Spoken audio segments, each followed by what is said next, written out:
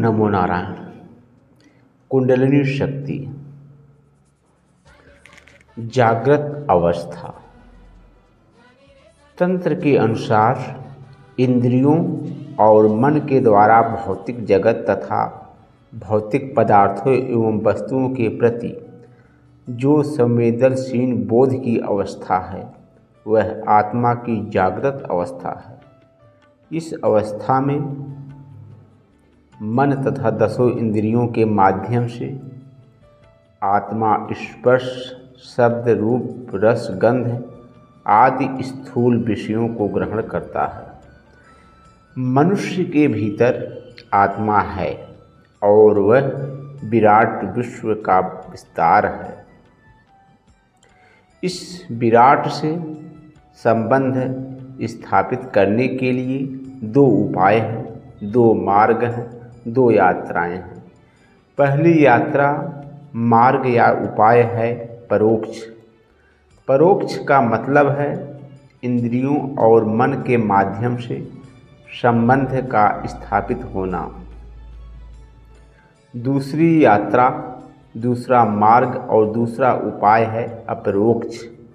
अपरोक्ष का मतलब है बिना इंद्रियों और बिना मन की सहायता से, बिना उनके माध्यम से संबंध का स्थापित होना।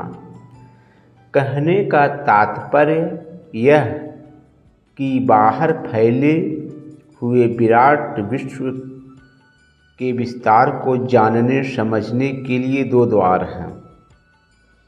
एक द्वार है कि हम अपने शरीर का उपयोग करें और उसे जाने समझें। दूसरा द्वार है कि हम जितने भी माध्यम हैं, उपाय हैं, मार्ग हैं, उन्हें छोड़ दें।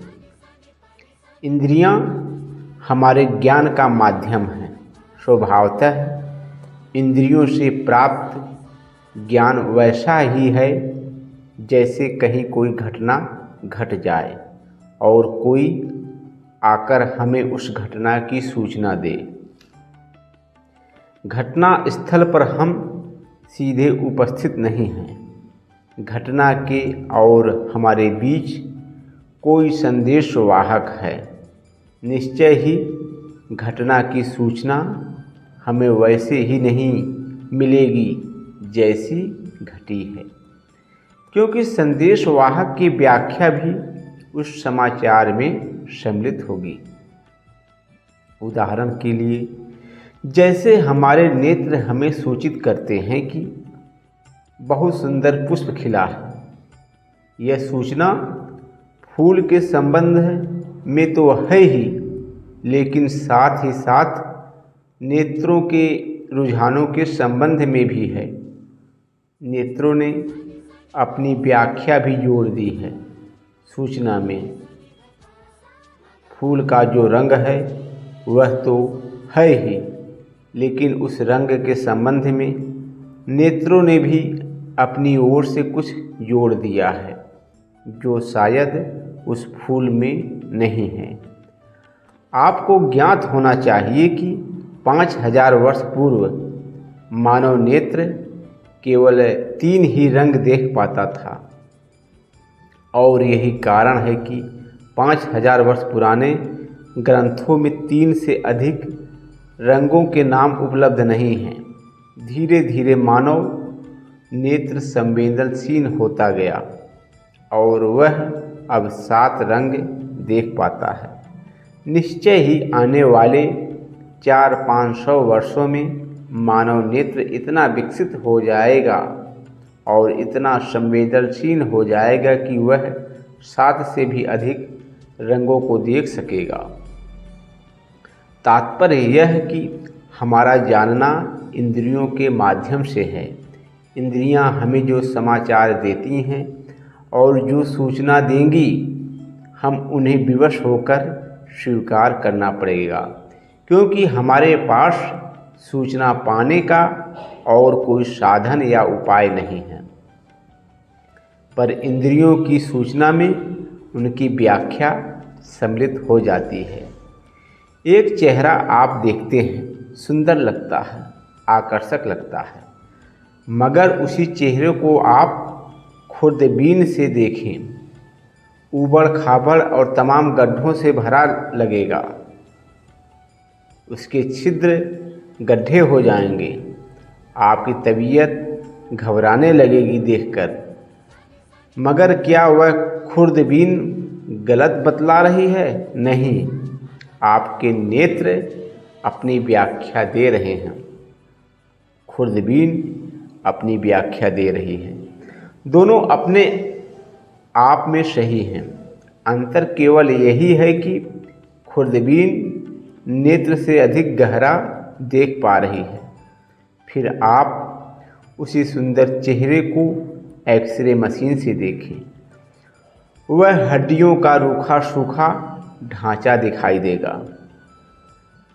वह भी अपनी व्याख्या दे रही है। सभी सही हैं, लेकिन तीनों की व्याख्या अलग अलग और आंशिक है, और जिस माध्यम से पाई है उस माध्यम पर निर्भर है। लेकिन क्या ऐसा भी हो सकता है कि हम बिना किसी माध्यम की जगत को देख सकें? क्योंकि जब हम बिना माध्यम के देखेंगे तभी हमें सत्य के दर्शन होंगे। इसीलिए योग तंत्र की जो गहनतम खोज है वह यह कि जब तक इंद्रियों से हम जगत को जानते हैं तब तक जिसे हम जानते हैं वह जगत के ऊपर इंद्रियों के द्वारा आरोपित प्रक्षेपण है। इसी का नाम माया है। जो आपने देखा है वह दृश्य ही नहीं है, देखने वाला भी उसमें संयुक्त हो गया है। हाँ, तो एक मार्ग है इंद्रियों के माध्यम से सत्य के विस्तार को जानना। इस सत्य को जानने से जो ज्ञान हमारी पकड़ में आता है वह माया है, भ्रम है। आदि शंकराचार्य जैसे महापुरुष जब यह कहते हैं यह जगत माया है, तो आप यह मत समझ लें कि जगत है ही नहीं। जगत का अस्तित्व बिल्कुल है, लेकिन जैसा आपको दिखलाई पड़ रहा है वैसा नहीं है। बात सिर्फ इतनी सी है, वैसा दिखलाई पड़ना आपकी दृष्टि है, और आपकी वही दृष्टि इस जगत को माया बनाए दे रही है। जैसा आपको जगत दिखाई पड़ रहा है वह आपकी व्याख्या है। आपको यह भी मालूम होना चाहिए कि माया की संख्या अनगिनत है। इस जगत को जानने वाले जितने लोग हैं उतनी मायाएं हैं। प्रत्येक व्यक्ति अपना जगत निर्मित किए जा रहा है। हर व्यक्ति का अपना जगत है। हर व्यक्ति के चारों तरफ एक जगत है। आप अपने जगत में हैं, आपकी पत्नी अपने जगत में है, आपके माता पिता और पुत्र अपने अपने जगत में हैं। सब अपने जगत में घिरे हुए जी रहे हैं। आपका पड़ोसी अपने जगत में घिरा हुआ जी रहा है, और किसी के जगत का किसी के जगत से कोई सामंजस्य और कोई तालमेल नहीं होता। और यही कारण है कि जब भी दो जगत को हम एक साथ बांधते हैं तो कलह होती है, झगड़ा होता है, वैमनस्य पैदा होता है, ईर्ष्या, क्रोध और घृणा का जन्म होता है। पति पत्नी का जो संघर्ष है वह दो जगत का संघर्ष है। बाप बेटे का जो संघर्ष है वह दो जगत का संघर्ष है, माया का संघर्ष है। जब भी दो जगत को मिलाने का प्रयास होगा, जब भी दो जगत आपस में तालमेल बैठाने का प्रयत्न करेंगे, तब दोनों के बीच कलह होना अनिवार्य है। कोई और उपाय नहीं है। हम अपनी ही व्याख्या में घिरे हुए जी रहे हैं। खैर, जगत को इंद्रियों के द्वारा जानने की जो स्थिति है वह आत्मा की जागृत अवस्था है। आपके मस्तिष्क में लगभग 3 करोड़ सेल्स हैं। वे सेल संग्राहक हैं। उनमें आपके पिछले न जाने कितने जन्मों के संस्कार भरे पड़े हैं। न जाने कितनी घटनाएं भरी पड़ी हैं, कहा नहीं जा सकता।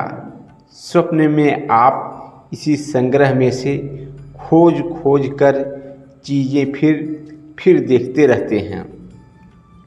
वास्तव में यह जुगाली है, संस्कारों व घटनाओं की पुनरुक्ति है। जैसे भैंस घास चर लेती है, दिन में जब चबाने की फुर्सत नहीं रहती, क्योंकि पता नहीं जब वह इसे चबाने में लग जाए तो वह घास तब तक कोई और भैंस चर जाए, तो पहले वह चबा लेती है और फिर फुर्सत में बैठकर जुगाली करती है, फिर निकाल लेती है और निकाल कर फिर उसे चबा लेती है। दिन भर हम संस्कारों का और घटनाओं का संग्रह करते रहते हैं। जन्म भर हम संग्रह करते रहते हैं, फिर स्वप्न में जुगाली चलती है। जहाँ जहाँ मन पूरा नहीं हो पाया था उसको हम फिर खोल लेते हैं, उस संस्कार को हम फिर मानस पटल पर फैला देते हैं। शेष अगले भाग में।